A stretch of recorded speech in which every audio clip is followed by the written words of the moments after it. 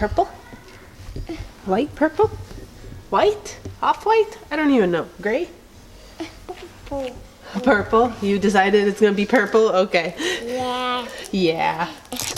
You like your new shoes? Yeah, they're boy shoes. Who cares? They look good. They're comfy. You love them. Yeah. They make you so fast.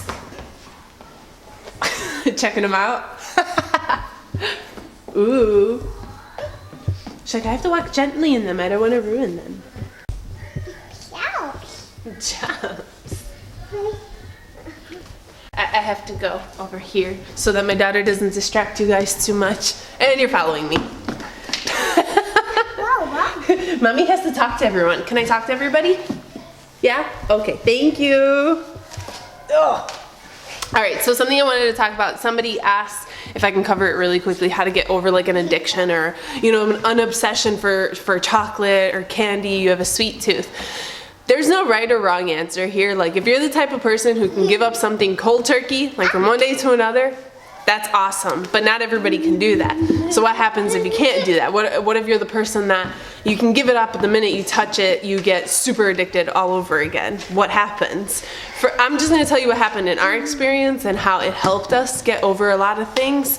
And I think it was not even planned, right? Like I didn't ever say, let me see if I can remove chocolate or anything out of my diet. It just happened this way, and it has to come down with tracking. Now I know people's thoughts of tracking, some people don't agree with it. Most people do actually now, once they see the benefit of tracking and knowing, being able to visualize and see what you're putting in your body.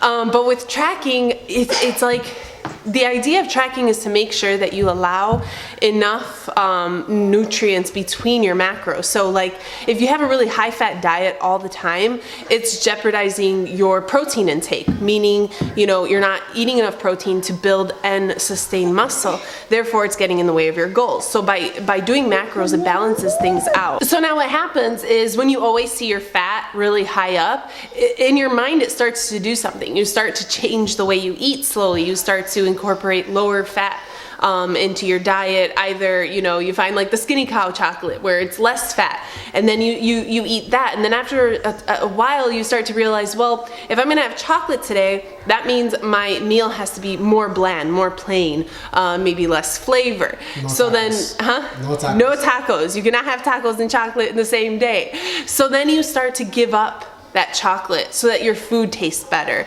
or whatever donut, whatever you're eating, you start to give it up so that you can add more flavor to your food. And then eventually eating chocolate is kind of like, I haven't done it in a while, and I love chocolate. Like I'm the type of person, if you ask me, do you love chocolate? I was addicted. I would be like, yes, I absolutely want it. I have it in my house. I don't eat it because after a while, it's like not worth it, or you just don't care for it.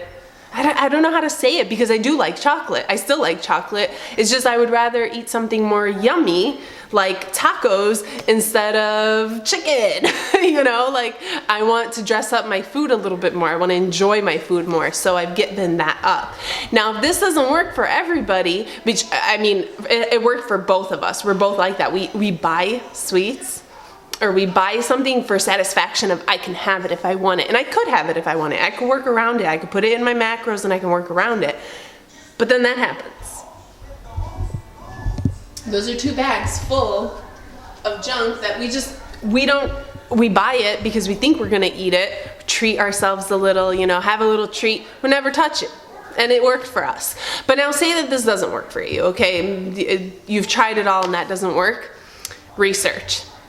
Do your research on it. Find all the negative reasons you should not eat it, and you will eliminate it. A lot of foods, that's what we did with a lot of foods. Fast food, I kept researching, got grossed out, watched videos. I could never eat at McDonald's, ever. Like, it has been 6 years, maybe longer, possibly longer, that nope, no.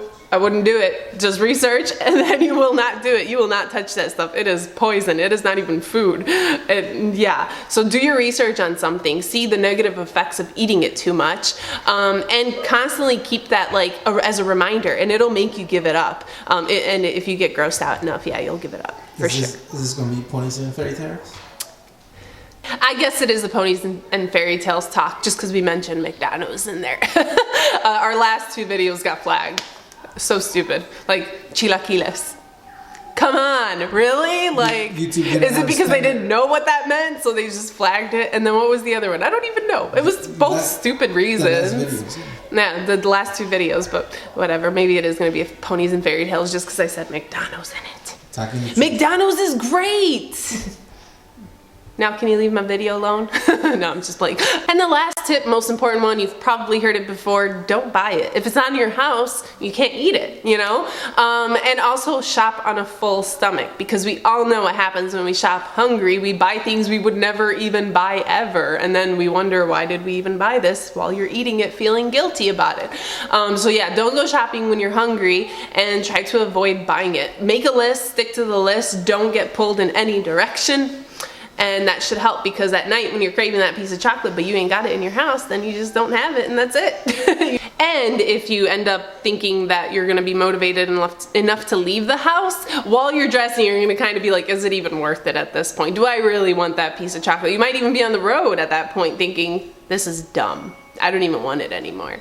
Hopefully that's how you feel. And then you turn around and you come back and then you go work out like I'm gonna go do. So let's go work out. Oh, and it's super nice. I am so excited. We are working out with the garage door open. Oh, this has been here forever. Oh my goodness, and I'm still freaking out about it. You were like a mosquito. Oh, that's a little too much, but somebody asked, or they didn't ask, they mentioned like, oh, your gym is goals. My gym makes me feel like I'm like, it's scary, dungeon, cold, dark. That is very important to fix. And the reason for this is because your motivation will be determined on the space that you're in. Like for winter, having the garage door closed for me was very demotivating. Like I didn't like it. The lights did help a little, but it's still, there's that feeling of like, you're closed in, it's dark, you don't like it. So therefore it's less motivating to work out. Now that I get to open the garage door, it's like, yeah, I want to come work out. I'm energized. I feel good. So I told them, like, take the steps you need to make it more inviting. Get a heater in there if it's cold, because she said it was really cold. It's dark. Fix the lights. Get brighter lights. Paint the walls bright colors. Don't have brown on your walls or anything. We just saw the video, right? Oh yeah, I just saw the video of our house, and I can't believe how much we changed it in a year. Like, holy. Looking back, I'm like, why did we move into this house? The last people, if you're watching my video, my bad, but the taste and color, or you just like sucked it up, I don't know, like the paint job alone changed the house dramatically. But yeah, I saw videos, it was crazy. But no, take the steps you need to make your gym comfortable and inviting, because if you don't want to go work out because it makes you not feel good, that's going to be the result of, you know, your body. But if something is literally calling to you saying, hey, it feels good in here, it looks pretty in here, come work out, it's comfortable, you're going to want to do it. So I just told her, like, paint the walls, put brighter lights, warm it up so it's cozy, doesn't feel like a dungeon, things like that. Actually, the cosmetic point of view of the gym is more important than the actual equipment. Like, that's all. That's all I need, my dumbbells. That's actually how I started. So the look, the feel is what's more important. However, if you want any of the equipment, it's always linked in the description box. I'm not saying they're not a good investment, because they are, and obviously allowing you to go heavier means your workouts are cut shorter, you get faster progress, and you get to build up your strength through being able to lift heavier, but you can still get great progress with just dumbbells. Like if somebody took away my cage and my Smith machine, I would still work out with the dumbbells and be perfectly fine. So yeah, I think we're starting now, right? We're starting. Look.